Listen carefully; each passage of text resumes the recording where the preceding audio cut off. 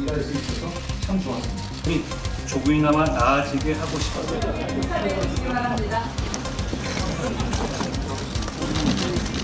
구회 말 투아웃에 투스트라이크면 이제 애매해도 후회 없이 휘둘러야 한다고 생각합니다. 그럴 만한 일꾼들을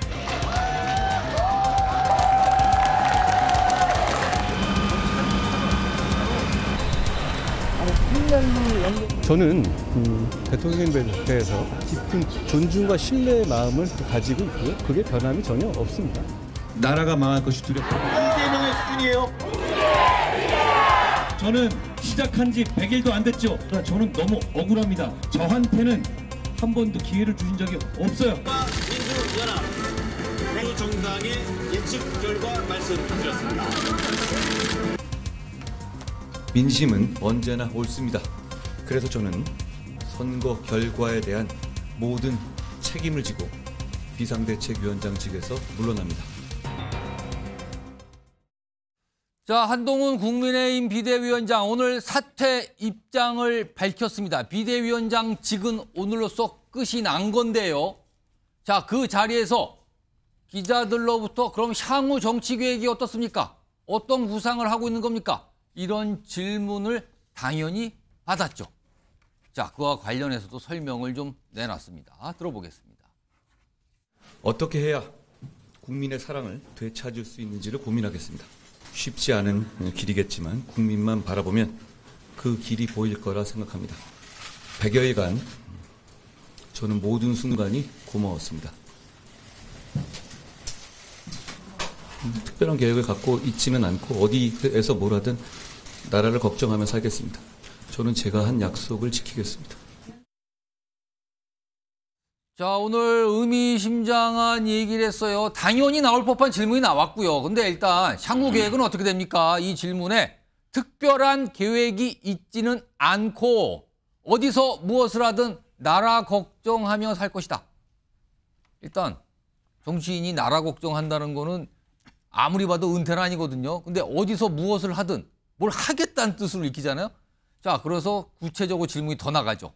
그러면 앞으로 정치는 계속하는 겁니까? 제가 한 약속은 지키겠다.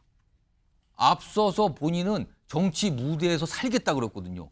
이걸 지금 상기시키는 것 같잖아요. 그 약속 지키겠다. 자, 그러면은 이준우 국민의힘의 손대희 대변인 나와 계신데 한동훈 이번 총선 결과와 결부지으면 한동훈 비대위원장 이제 전입니다. 전 비대위원장의 정치적 생명은 어떻게 된 겁니까? 끝난 겁니까? 아니면 여전히 남아서 뭔가 있는 겁니까? 여전히 있다고 봐야죠.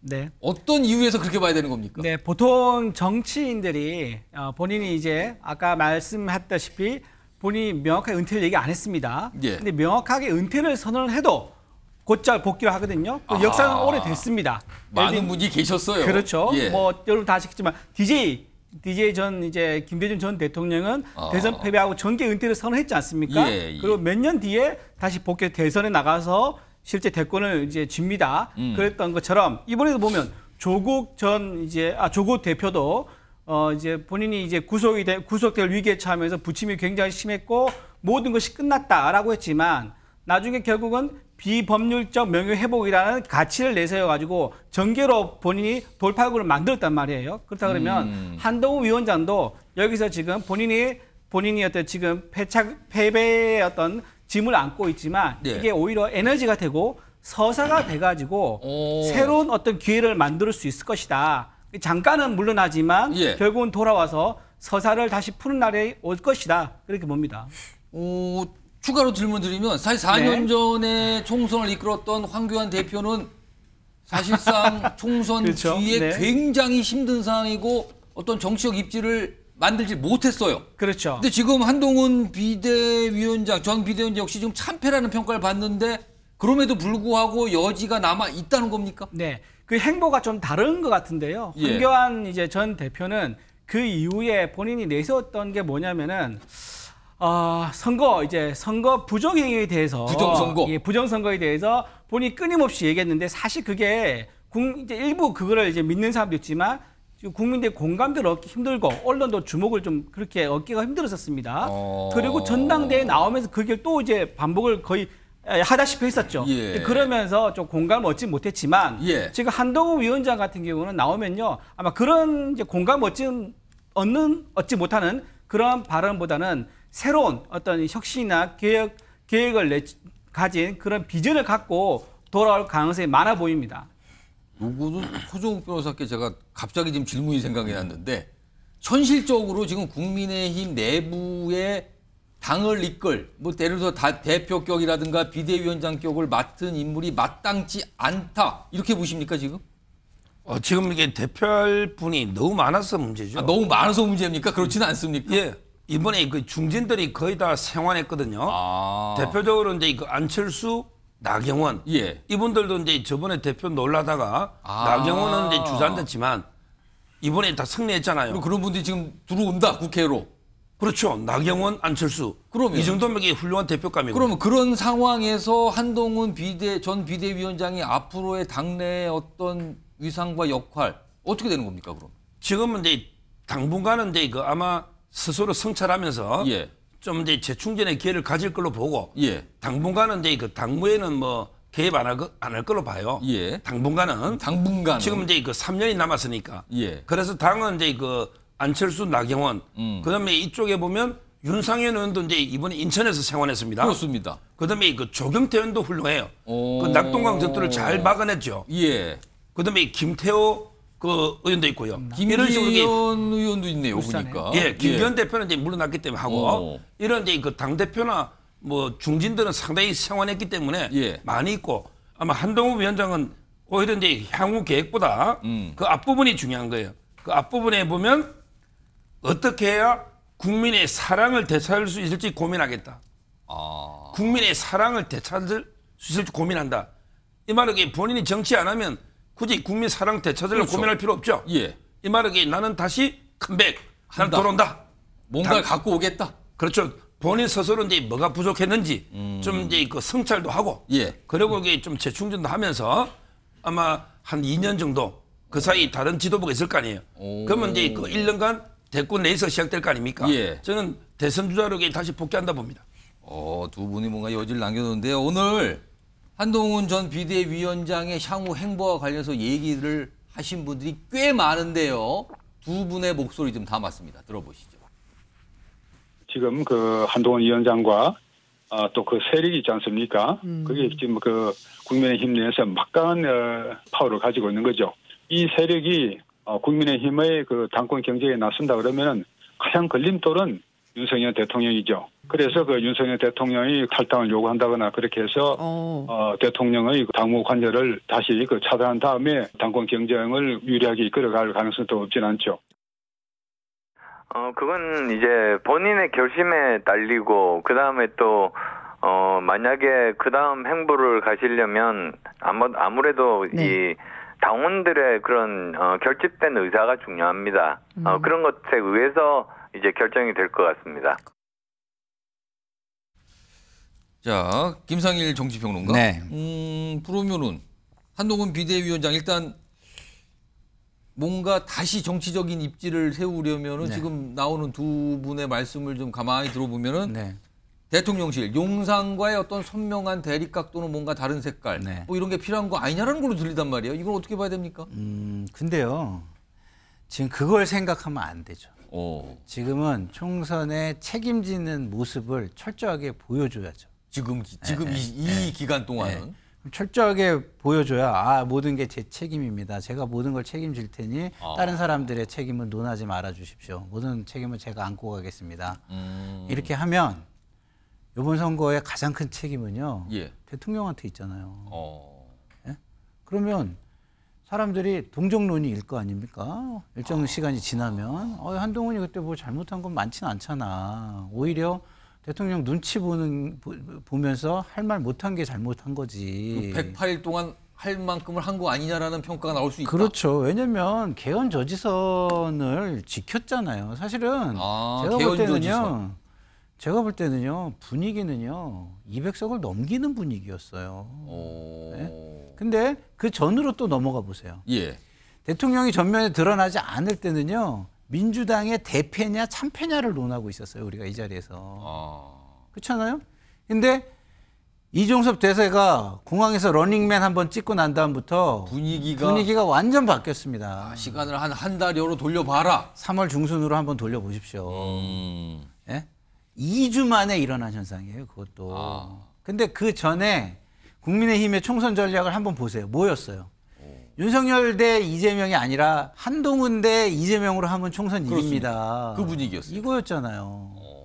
그렇게 분위기가 어느 정도 형성되나 보다 하는. 그래서 저도 이게 안 될 텐데 되고 있네 뭐 이런 느낌이 들 정도의 런종맨, 런종섭이라고 불리는 이 사건이 일어났잖아요. 예? 그 후부터 진짜 이 미끄러운 경사면처럼 한 발만 내려갈 수 있을 줄 알았는데 정권 심판론이라는 기름이 너무 이렇게 많이 칠해져 있어가지고 한 발자국만 내려간 줄 알았는데 거기에서 굴러 떨어진 겁니다. 저 밑에까지 미끄러워가지고. 자, 그러면 한동훈 비대위원장은 철저하게 책임지는 모습을 보이면 동정론이 저는 일 거라고 보고 국민의 궁금증, 당원의 궁금증일 거라고 봐요. 그 시점이 저는 다음 지선 정도라고 봅니다. 지방선거 후보들을 막 물색할 거 아닙니까? 2년 뒤인데요. 2년 뒤에. 예? 그럼 2년 동안 참을 수 있느냐? 참아야죠. 왜 좋냐? 자, 지금 민심에 준엄한 심판이 있었습니다. 그러면 이제 당이 어떻게 됩니까? 당정 관계를 정리를 해야 되잖아요. 그 총대를 매는 사람이 있어야 될 거 아니에요. 그게 원활하게 다 맺을까요? 나경원 의원이 와서 할 말을 하겠다. 그러면은 대통령과 그 주변의 강성 유튜버의 그 메시지만 기다리는 그 강성 지지층이 가만히 있을까요? 이거는 사람에 따라 다른 반응이 나온다는 거네요. 그렇죠. 이 한 차례의 방향 정리를 위한 소동을 겪어야 돼요. 거기에 한동훈 비대위원장이 있을 필요가 없습니다. 그러면 지금 김상일 평론가 소정욱 변호사의 공통점은 2년 정도 시간은 보내고 그때쯤에 뭔가 움직이고 준비를 해야 된다. 요 공통점이 지금 나왔는데 요거 아직은 굉장히 빠른 전망일 수도 있지만은 많은 분들이 궁금해하는 지점은 분명히 보여요. 자, 그런 가운데 오늘 총리, 국무총리 그리고 대통령실의 참모들이 사의를 표명했는데 화면 좀 보겠습니다. 여기 보시면 총선에 나타난 국민의 뜻 겸허히 받들어 국정 쇄신 이런 얘기가 나왔죠. 오늘 3월 통해서 알려졌고요. 지금 보면은 한덕수 국무총리, 이관서 비서실장, 그다음에 정책실장, 그다음에 주요 수석들 총리와 대통령실 참모진 사의 표명했습니다. 여권 전체가 뭔가에 대해서 반응을 보이고 움직이는 셈이 됐어요. 오늘요. 자, 이와 관련된 목소리도 있습니다. 들어보겠습니다. 선거가 끝났으니까 아무래도 국면 전환을 해왔던 것이 모든 역대 정부의 국민 여론을 수렴하는 과정이었죠. 그러니까 이런 것들도 대통령실에서 검토를 하지 않겠습니까? 알겠습니다. 어쨌든 지금 국민들께서 이러한 결과물을 내주셨는데 이에 대한 답은 정부 여당의 또 목이라고 생각을 합니다. 윤석열 정부와 집권 여당도 민심을 겸허히 받아들여야 합니다. 윤석열 대통령은 조속한 시일 내에 제1야당의 이재명 대표를 만나서 향후 국정 운영의 방향에 대해서 논의하고 국가적 과제의 해결 방안에 대해서 큰 틀에서 합의를 해야 합니다. 자, 지금 야당에서 윤석열 대통령을 향해서 이재명 대표를 만나야 될 때가 왔다라는 얘기가 나온 거예요. 지금 이런 사실상의 요구를 하고 있는데요. 김부겸 상임공동선대위원장이 오늘 이 얘기를 꺼냈습니다. 이재명 대표 만나서 국정 운영 논의해야 된다. 하나 더 보겠습니다. 자, 그리고요. 지금 대통령실 고위 관계자.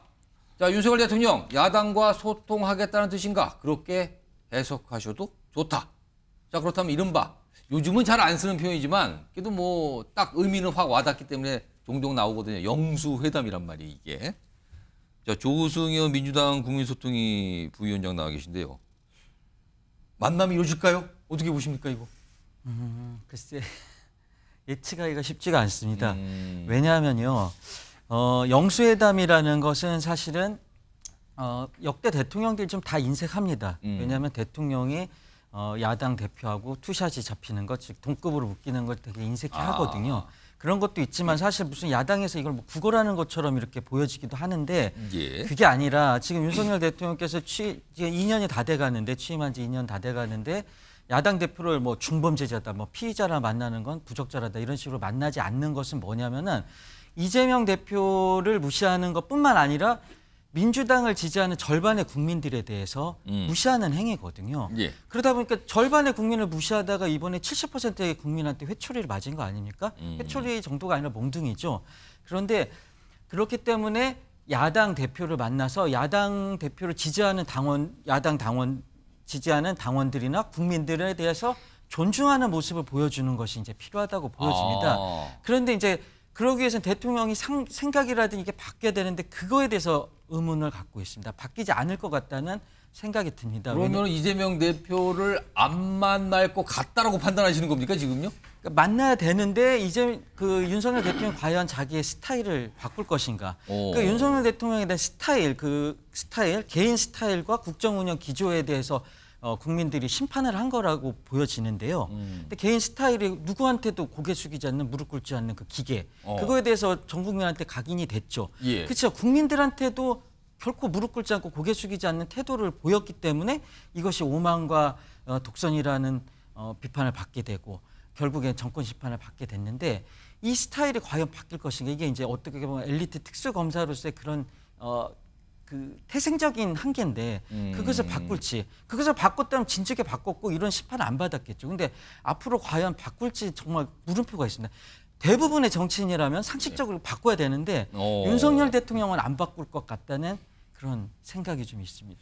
요 손정욱 변호사는요. 그러면은 윤석열 대통령과 이재명 대표의 회담, 만남 이거 어떻게 전망하세요? 이건 이제 없다고 보면 돼요. 없다. 왜냐하면 이제 조국 대표는요. 예. 오늘 이제 대법관 출신 대법관이 배정이 됐어요. 그렇습니다. 이분이 정경심 교수를 이제 4년 실형한 분이죠. 이분이. 예. 그런데 특별하게 뭐 파기환송이나 이거는 이제 법률심이기 때문에 예. 전원합의체로 갈 이유도 없죠. 얼마 전에 최강욱 의원이 이미 증거 능력 다 판단했고요. 그렇다면 이제 그 부에서 기각될 가능성은 통상적인 확률로 보면 90%가 훨씬 넘죠. 대법원에서. 그렇다면 이게 대법원에 기각되면 어떻게 됩니까? 예. 어떻게 돼요? 어떻게 되는 거예요? 그럼 이게 2년 교도소가 살아야 되는 거잖아요. 근데 교도소에 있는 분하고 어떻게 회동을 합니까? 말이 안 되잖아요. 조국 대표는. 예. 자, 그다음에 이재명 대표. 예. 지금 이제 공직선거법과 위정교사 판결이 임박했습니다. 재판을 받고 있단 말이에요, 지금. 선고가. 예. 대장동 본료 재판은 오래 걸리지만 지금은 이제 공직선거법하고 그다음에 위정교사는 선고가 임박했어요. 그런데 공직선거법에 100만 원 넘게 넣으면 당선 무효곡이 다 무효입니다. 다 무효예요. 이번 선거까지도 기존계 피선거곡이 다 없어지는 거예요. 그렇게 되네요. 위정교사도 마찬가지고요. 그런데 어떻게 만납니까? 예를 들어 옛날에 박근혜 대통령이 뭐 탄핵 추진하고 있고 수사할 때 여야 영수회담 하자면 이게 야당 대표가 응하겠습니까? 안 응하죠. 지금 이게 선고가 임박한 피고인하고 어떻게 만납니까? 예. 만나고 무슨 이게 협치가 됩니까? 대표가 언제 날아갈지 모르는데. 그렇잖아요. 선고 결과를 봐야 되는 거 아닙니까? 따라서 저는 그런 일이 없다 보면 돼요. 제가 서정욱 변호사한테 두 분이 지금 공통적으로 어렵다고 봤는데 이유는 달라요 지금요. 제가 다른 두 분께도 말씀할 기회 드릴게요. 우선 서정욱 변호사한테 김상희 평론가 여쭤보고 싶은 게 있는 게요. 예. 이재명 그 대표는 그 대표가 피고인입니까? 이재명이 피고인입니까? 이재명하고 이게 대표가 구별할 수 있습니까? 구별이 안 돼요? 법인격이라는 저는 박근혜하고 대통령하고 구별 못한다고 보는데요. 왜요? 법인격이라는 게 없어요? 그게 개인이 어디 법인격이 있습니까? 대표가 무슨 법인격이 있어요? 대표가 법인격이죠. 저는 아니라고. 근대 국가는 정당은 법인 아니에요. 근대 국가는 그 법인격을 다 가지고 있고요. 예. 각각의 법인격에 법인격의 권한과 역할이 다 주어져 있는 거예요. 개인 이재명이 당대표가 아니면 그 권한이 있지가 않아요. 예. 당대표로서의 권한을 가진 법인격이 있습니다. 당대표에. 이재명을 지우고 보세요. 당대표. 야당의 당대표와 만나지 않고 대통령이 국민과 소통할 수 있습니까? 예? 지금 이게 이재명 대표가 법조인이시면 또 대표 생길 거 법조인이시면 범죄 피고인만 보지 마시고 국민을 위해서 법인격도 같이 보는 알겠습니다. 자세가 아니, 필요합니다. 법인격은 말이 안 되고 정당이 법인이 아니니까. 말이 왜 안 됩니까? 아니, 정당이 그렇게 법인이 이루어져 아니니까. 알겠습니다. 법적으로는. 그러니까 서정욱 변호사의 말씀에 대해서 김상일 평론가가 이거 뭡니까 지금 그걸 좀 반발하셨어요. 법인격이라는 게 광의에 대통령 박근혜가 똑같았냐고요. 다르냐고요. 완전히 구별이 됩니까? 구별이 되지요. 두 분이 지금 지금의 박근혜 대통령과 현직의 박근혜 대통령이 구분이 안 됩니까? 지금 변호사인데? 이재명이랑 정치인 개인의 문제와 그 개인이 맡고 있는 자리의 문제 이게 어떻게 되는 거죠? 이거 두 분 지금 시각이 다르신 건데 요거는 이준우 대변인 어떻게 보세요? 이 영수회담 가능성에 대해서 지금 두 분이 말씀하시다가 나온 거예요 지금요 이거. 네, 예. 저는 만날 가능성이 있다고 봅니다. 있다. 네, 오. 왜냐하면 상황이 다릅니다. 그렇죠. 옛날에 전에 그 윤석열 대통령 입장에서는 이재명 대표가 피의자 신분이었어요. 본인 시각에서는요 피의자 신분이었고 지금 총선을 거치면 당 대표가 바뀔 거라는 전제가 있었던 것 같습니다. 그렇죠. 당 대표 바뀔 거고 그때 새로운 어떤 야당 대표가 만나겠다 이런 전제를 뒀던 것 같아요. 근데 지금은 이제 그런 상황 안 됐죠. 그렇게 안 된 거죠. 예, 그거 하나 있고요. 또 지금 이번에 오늘 다 참모들이 다 사퇴를 했지 않습니까? 이 참모들이 둘러싸고 이 참모들이 검찰 출신들이 되게 많습니다. 그리고 이분들이 자기의 지시를 따르지 자기한테 어드바이스를 해주는 분들은 별로 없어요. 그래서 이번에 참모가 바뀌게 되면 아마 민심을 그대로 반영해주는 참모들이 만나셔야 한다. 조언을 해줄 것 같고요. 예. 마지막으로 현실적인 문제가 있습니다. 지금 특검법으로 지금 윤석열 정부를 흔들겠다고 지금 야당이 지금 뭐 두 가지 특검법 얘기를 꺼내놓은 상태란 말이에요. 나왔죠. 근데 이거 말고도 현실적으로 법안 노란봉투법부터 해서 연말 예산까지 이것까지 아주 이제 첨예하게 붙어야 될 그리고 우리가 솔직히 말하면 찾아가서 부탁을 해야 될 이런 입장이 된 거예요. 예. 이런 현실적인 이유 때문에 아마 전향적으로 판단해서 아마 만날 가능성이 저는 있다고 그렇게 봅니다. 지금 짧게만 제가 좀 더 말씀을 드리면 마지막으로 말씀하세요. 짧게만 더 말씀드리면 총선의 결과에 대해서 답을 해야 된다고 성일종 의원이 얘기를 했잖아요. 그게 정치인의 책임이자 의무입니다. 본인은 하늘에서 뚝 떨어진 대통령입니까? 선거의 결과물인 건데. 예. 근데 그 이후에 또 그 역할에 대해서 선거로서 다시 한번 국민이 판단을 해 주셨어요. 지금까지의 모습이 틀리다고. 예. 근데 선거로 탄생한 대통령이 선거의 결과에 대해서 성일종 의원이 얘기한 것처럼 답을 하지 않고 다른 행동을 한다? 정치계를 떠나셔야죠, 그럴 거면. 알겠습니다. 아무튼 이건 몰라요, 지금. 그러나 야당의 목소리로 지금 만나야 될 필요가 있다. 이게 지금 나온 거거든요. 이것도 뭐 진행이 어떻게 되는지 좀 기다려봐야 되는 상황입니다. 이런 가운데 어제 총선에서 굉장히, 그러니까 이 개표 과정이 우여곡절이라고 할 수 있습니다. 그러나 그걸 거치면서 결국에는 당선된 여당의 중진들이 있는데요. 먼저 화면으로 좀 소개해드리죠. 자, 대표적으로 3명의 인물이 나왔네요. 나경원, 안철수, 김기현. 여당의 중진들입니다. 여기 보면 근데 공통점들이 보여요. 전당대회 당시 연판장 받기도 안 된다. 막 이런 연판장 받아서 뭐 이게 또 논란이 됐었죠. 그다음에 안철수, 전당대회 당시 친윤의 견제를 받은 인물이었어요. 그리고 김기현, 대표직 사퇴 당시 뭔가 갈등설 물러나냐 마느냐 출마하냐 마느냐 이런 갈등이 있었잖아요. 근데 결국에는 다 당선이 됐습니다. 공통점을 비윤이라고 할까요? 아무튼 친윤, 찐윤은 아니에요. 최소한. 그런 인물들이 중진으로서 다 이번에 당선이 됐는데 자, 목소리 좀 들어보겠습니다. 승리의 기쁨을 안겨주신 동작 주민 여러분들께 진심으로 감사드립니다. 이제부터는 제대로 열심히 민심에 맞는 그런 일들을 해야 되겠다는 생각을 하고 있습니다. 지지해 주신 우리 주민 여러분들께 진심으로 감사드리고 남구의 발전을 위해서 제 모든 노력을 다 쏟도록 하겠습니다. 자, 이준우 대변인. 여당의 패배라는 평가를 받는 이 총선 결과 속에서도 이른바 최소한 친윤은 아닌 걸로 간주되는 정치인들이 승리를 했어요. 이건 어떻게 봐야 되는 겁니까? 이거 어떻게 평가해야 되는 겁니까? 권력 이제 당권의 지형 변화가 곧 올 것이다 이렇게 봐야겠죠. 그러면서 지금 곧 있을 전당대회, 아마 조기 전당대회 가능성도 있는데요. 예. 전당대회에서 누가 당권에 도전할 것이냐 이거를 좀 주의 깊게 봐야 될 것 같습니다. 만약에 비윤 후보들이 당권에 도전했다. 그리고 예. 당권 잡는 데 성공을 했다. 그러면요. 아마 그 대통령실과 당정과의 관계가 상당히 지금과 다르게 갈 가능성이 높고 그렇다 그러면 결코 대통령실에서는 좋지가 않을 거예요. 왜냐하면 차기 권력에 대해서 사람들이 벌써 관심을 가지게 되기 때문에 예. 그런 거를 어떻게 협의해서 좀 조정할 것이냐 이런 문제가 될 것 같고요. 그럼 이 지금 최소한 이 세 분들 포함해서 여러분들이 이제 당권에 도전할 것이다. 이제는 국회 입성하게 되면. 그렇죠. 예. 지금 김태호 낙동강 벨트 그렇죠. 최전방에서 지켰던 김태호 의원도 있습니다. 예, 당권 도전할 수 있고요. 그다음에 인천에서 기사에 생겼죠. 윤상현 의원 예. 당권 도전할 가능성이 있습니다. 그리고 당권 도전 파트너로 원내대표로 김도읍 의원도 충분히 가능성이 있고요. 예, 이런 그러네요. 당권 이제 어떻게 이제 도전될 것이냐 이거 보는 것들도 지금 당권이 지형이 변화를 예측할 수 있는 그런 포인트가 될 것 같습니다. 조승현 부위원장은 뭐 경쟁 정당의 이제 중진 정치인들이 생환을 한 거예요. 이번에 우여곡절 끝에. 예. 자, 이 생환의 의미를 뭐라고 봐야 됩니까? 참 아이러니하죠. 지금 저기 화면에 나온 것은 예. 나경원, 안철수, 김기현 이렇게 세 예. 분만 나왔지만은 그 전에 이제 사실 이준석 당대표도 다른 당이 됐지만 당선이 됐고요. 나가서 당선이 됐죠. 그렇죠.